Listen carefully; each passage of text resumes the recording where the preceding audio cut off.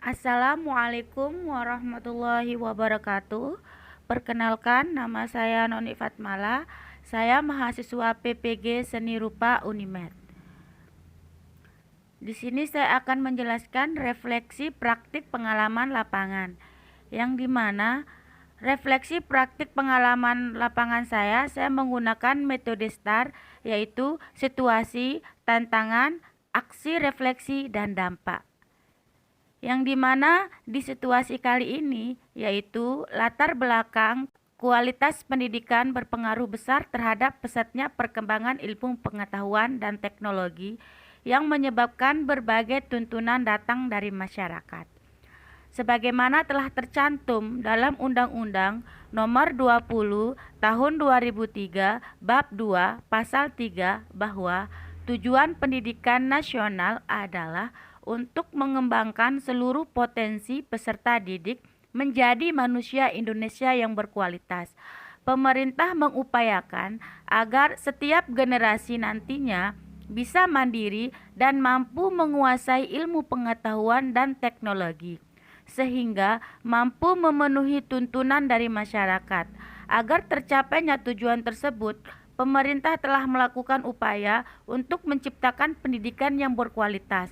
Perubahan kurikulum dari KTSB menjadi kurikulum 2013 bahwa kurikulum 2013 dapat memicu perkembangan kompetensi siswa ke arah yang lebih analisis dan tuntunan guru agar lebih kreatif dan inovatif dalam pembelajaran. Tapi kenyataan yang terjadi masih banyak siswa yang sulit untuk memahami konsep yang dipelajari, khususnya pada bidang studi TIK di sekolah. Penerapan model pembelajaran yang tidak sesuai merupakan salah satu faktor yang menyebabkan pemahaman konsep TIK siswa rendah. Hal tersebut membuat rendahnya pemahaman konsep dalam pembelajaran TIK dapat disebabkan karena adanya penerapan strategi pembelajaran yang tidak sesuai, sehingga membuat siswa mengalami kejenuhan saat mengikuti pembelajaran di kelas. Kurang mampunya siswa memahami konsep TIK. Ketika saya mengikuti PPG dalam jabatan, saya mencoba meneliti terkait penyebab rendahnya pemahaman peserta didik yang selama proses pembelajaran dalam PPG, para dosen dan guru pamong banyak memberikan masukan dan saran, sehingga saya mencari penyebab rendahnya pemahaman siswa dengan cara mengidentifikasi masalah yang ada di lingkungan sekolah, melakukan eksplorasi masalah, dan mengadakan wawancara bersama pakar, rekan guru, dan kepala sekolah, yang kemudian setelah melakukan rangkaian kegiatan tersebut baru menentukan akar permasalahan, yang kemudian melakukan atau membuat rencana pembelajaran, dan langkah terakhir melaksanakan PPL yang dipantau oleh dosen dan guru pamong secara daring. Tantangan selama melakukan PPL. Tantangan yang saya hadapi selama melaksanakan pembelajaran PPL secara daring yaitu sarana dan prasarana yang belum memadai seperti kamera, sound system, dan tripod. Kemudian jaringan internet yang terputus yang menyebabkan suara atau gambar di ruangan menjadi terganggu dan kurang jelas.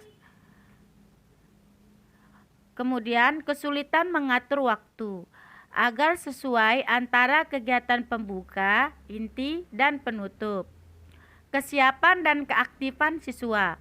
Guru belum memberikan pertanyaan kepada siswa sampai tingkat hot, serta belum matangnya kesiapan guru dalam melakukan PPL secara daring.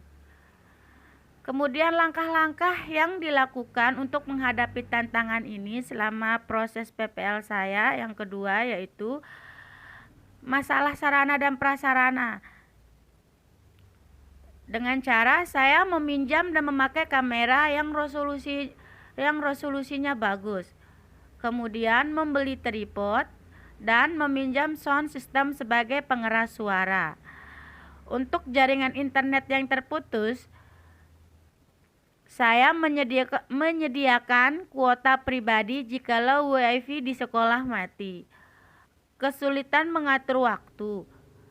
Di sini saya membuat modul pembelajaran agar bisa membantu guru dalam menyampaikan materi agar lebih waktu lebih efisien. Kesiapan keaktifan siswa, yaitu guru di sini berlatih secara mandiri sebelum PPL daring dilaksanakan dan memberikan ice breaking di awal pembelajaran agar siswa merasa semangat mengikuti pembelajaran serta menerapkan pembelajaran dengan PJBL. Aksi saya selama proses pertama saya lakukan sampai akhir, yaitu mempersiapkan media pembelajaran, kemudian mengunggah perangkat ke LMS dan mengirim ke dosen, kemudian menentukan jadwal praktik pelaksanaan pembelajaran PPL, kemudian mempersiapkan pelaksanaan praktik PPL, yang kemudian perekaman dan melaksanakan praktik PPL melalui Zoom didampingi dosen dan guru pamong. Selanjutnya menerapkan PJBL dalam praktik PPL, mengedit hasil video praktik PPL menjadi durasi 50 menit, dan kemudian mengunggah video pembelajaran ke YouTube dan mengirim link ke LMS. Refleksi akhir dan dampak, yang dimana setelah saya melakukan semua rangkaian kegiatan, maka didapatilah refleksi akhir dan dampak. Yang pertama, situasi kelas yang lebih kondusif dan terkendali. Kedua, pembelajaran jadi semakin interaktif dan bersifat dua arah. 3. Proses belajar mengajar menjadi lebih efektif dan efisien. Keempat, siswa semakin aktif dan mandiri. Kelima, siswa lebih bersemangat selama proses pembelajaran. Keenam, pemahaman siswa semakin meningkat pada pembelajaran TIK. Ketujuh, siswa berani tampil mempresentasikan hasil diskusi.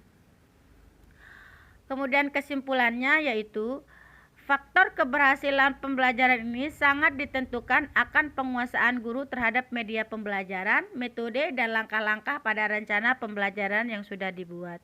Jika seorang pendidik bagus dalam penguasaan kelas dan materi pembelajaran, maka proses pembelajaran itu akan berlangsung baik dan tujuan pembelajaran bisa tercapai. Respon siswa dalam kegiatan pembelajaran ini sangat senang terlihat dari kegiatan refleksi akhir pembelajaran. Siswa memberikan refleksi bahwa pembelajaran sangat menyenangkan selama proses belajar mengajar berlangsung dengan penyampaian materi yang mudah dipahami, serta memberikan kesempatan siswa berkembang secara mandiri lewat diskusi dan presentasi serta kegiatan-kegiatan seru selama proses belajar berlangsung. Terima kasih. Assalamualaikum warahmatullahi wabarakatuh.